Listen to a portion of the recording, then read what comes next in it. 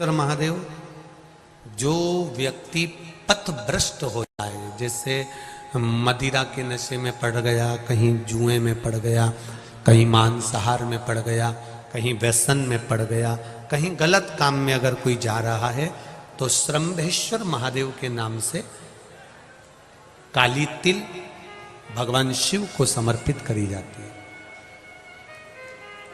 महाराज काली तिल को वापस उठा कर ले आते हैं।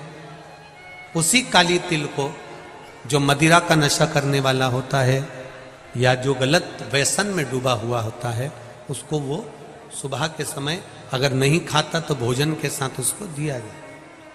श्रंभेश्वर महादेव।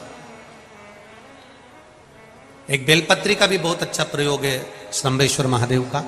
मदिरा पीने वालों के लिए, मांसाहार, व्यसन में, जुए में, वेश्यावृत्ति में, पर नारी में, गलत जगह पर जो डूबे रहते हैं उनके लिए।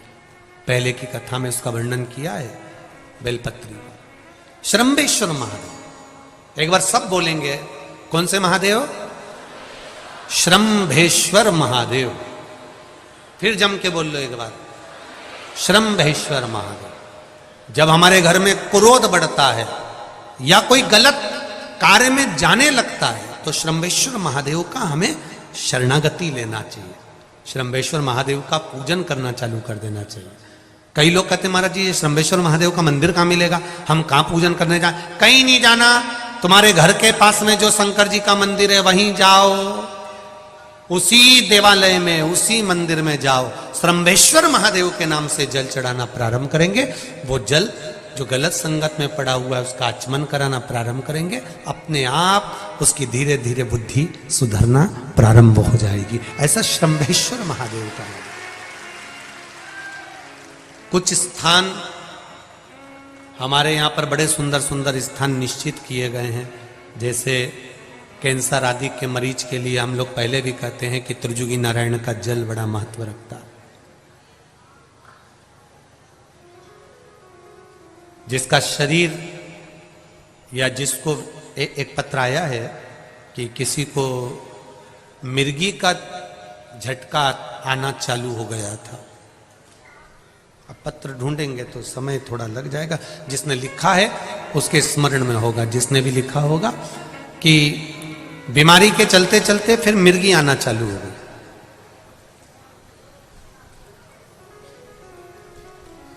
जिसने भी लिखा है वो दोनों हाथ एक बार हिला देना। जिसके लिए भी लिखा हुआ वो इतना ध्यान नहीं आ रहा, तो उनको मिर्गी का झटका आना प्रारंभ हुआ।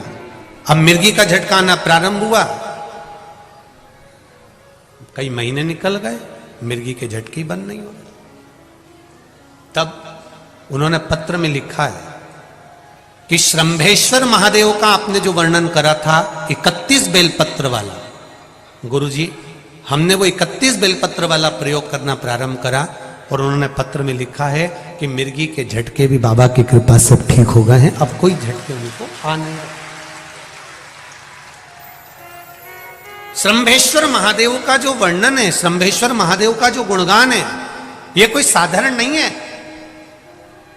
शिव महापुराण में भागवत के प्रहलाद चरित्र को लाकर रखा गया है केवल श्रंभेश्वर महादेव के प्रागट्य के लिए। ऐसा श्रंभेश्वर महादेव का गुणगान। एक बार फिर आप लोग भूल ना जाओ, उसके लिए एक बार फिर से बोल लो, कौन से महादेव? श्रंभेश्वर महादेव। ये श्रंभेश्वर महादेव जैसे कुंदकेश्वर महादेव। कुंदकेश्वर महादेव का क्या काम है? माता पार्वती ने बिदल उत्पल को मारने के लिए जो कुंदुक फेंका था, वो कुंदुक भगवान शंकर के पांव में जाकर गिरा था, तो शिव जी का नाम कुंदकेश्वर हो गया था। जब हमारे यहाँ कोई दवाई नहीं लगती शरीर में, कोई कैंसर जैसा रोग हो गया, किडनी लीवर का रोग हो गया, या बीपी शुगर का रोग हो गया, शुगर लेवल में नहीं आ रही है, तो आप शंकर जी पे से जो बेलपत्र ला रहे हो कुंदकेश्वर महादेव के नाम से लाओ। दवाई खाओ, डॉक्टर को दिखाओ, सारी जांचें कराओ, डॉक्टर के अनुसार चलो, डॉक्टर जैसा बताए वैसा करो, पर उस दवाई को भी शिव जी से कहकर कि बाबा कुंदकेश्वर महादेव का नाम लेकर उस दवाई को भी हम कुंदकेश्वर महादेव का प्रसाद समझकर पाना प्रारंभ करो, धीरे धीरे आराम लगना प्रारंभ होगा। कुंदकेश्वर महादेव रोग मुक्ति के लिए होते हैं और श्रंभेश्वर महादेव, बोलो बोलो जरा जम के, व्यसन की समाप्ति के लिए। शिवृत्ति में, पर नारी में, गलत जगह पर जो डूबे रहते हैं उनके लिए पहले की कथा में उसका वर्णन किया है बेलपत्री का। श्रंभेश्वर महादेव, एक बार सब बोलेंगे, कौन से महादेव? श्रंभेश्वर महादेव।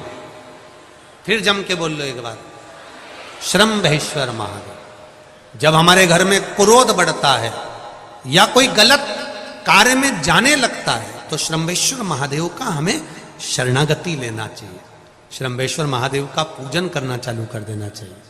कई लोग कहते हैं महाराज जी ये श्रंभेश्वर महादेव का मंदिर कहाँ मिलेगा, हम कहाँ पूजन करने जाए? कहीं नहीं जाना, तुम्हारे घर के पास में जो शंकर जी का मंदिर है वहीं जाओ, उसी देवालय में, उसी मंदिर में जाओ, श्रंभेश्वर महादेव के नाम से जल चढ़ाना प्रारंभ करेंगे।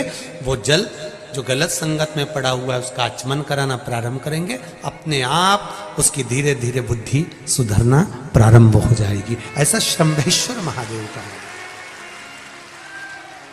कुछ स्थान हमारे यहाँ पर बड़े सुंदर सुंदर स्थान निश्चित किए गए हैं, जैसे कैंसर आदि के मरीज के लिए हम लोग पहले भी कहते हैं कि त्रिजुगी नारायण का जल बड़ा महत्व रखता है।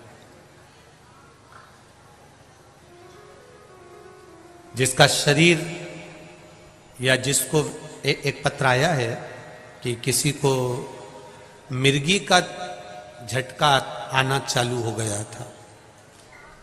अब पत्र ढूंढेंगे तो समय थोड़ा लग जाएगा, जिसने लिखा है उसके स्मरण में होगा। जिसने भी लिखा होगा कि बीमारी के चलते चलते फिर मिर्गी आना चालू हो गई,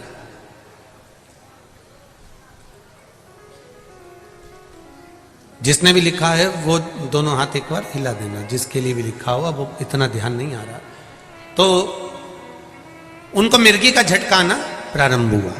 अब मिर्गी का झटका आना प्रारंभ हुआ, कई महीने निकल गए, मिर्गी के झटके बंद नहीं हो रहे। तब उन्होंने पत्र में लिखा है कि श्रंभेश्वर महादेव का आपने जो वर्णन करा था 31 बेलपत्र वाला, गुरुजी हमने वो 31 बेलपत्र वाला प्रयोग करना प्रारंभ करा और उन्होंने पत्र में लिखा है कि मिर्गी के झटके भी बाबा की कृपा से ठीक हो गए हैं, अब कोई झटके उनको आ नहीं।